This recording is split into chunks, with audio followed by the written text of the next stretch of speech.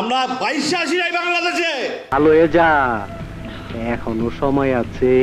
আমরা 22 আসি নাই। হ ভাই, তুই ভাইসে আসো নাই, তুই সোজা পাবনা থেকে আসছো।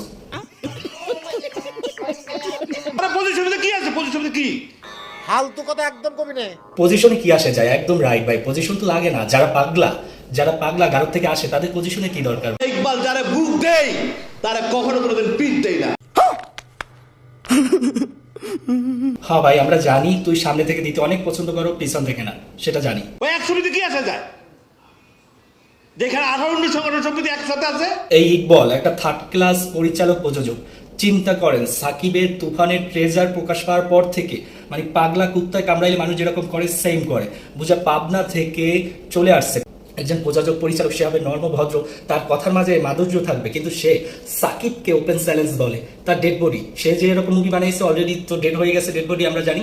সে সাকিবের তুফান টিজার থেকে পুরো পাগলা, সে বলে আমি দেখাই দেবো, বুঝাই দেবো, অমুক করবো তমুক করবো। ইকবলকে পাগলা গারদে নিয়ে ভর্তি করানো উচিত। এই ইকবলের কাছ থেকে আসলে কোনো কিছু আমরা আশা করতে পারি না। যেরকম মাথা মোটা, কথায় মাথা মোটা, কিরকম কথা বলতে হয় মিডিয়ার সামনে সেটা এখন পর্যন্ত সে শিখে নেয়। Best of luck, Shakib Khan, এগিয়ে যাও।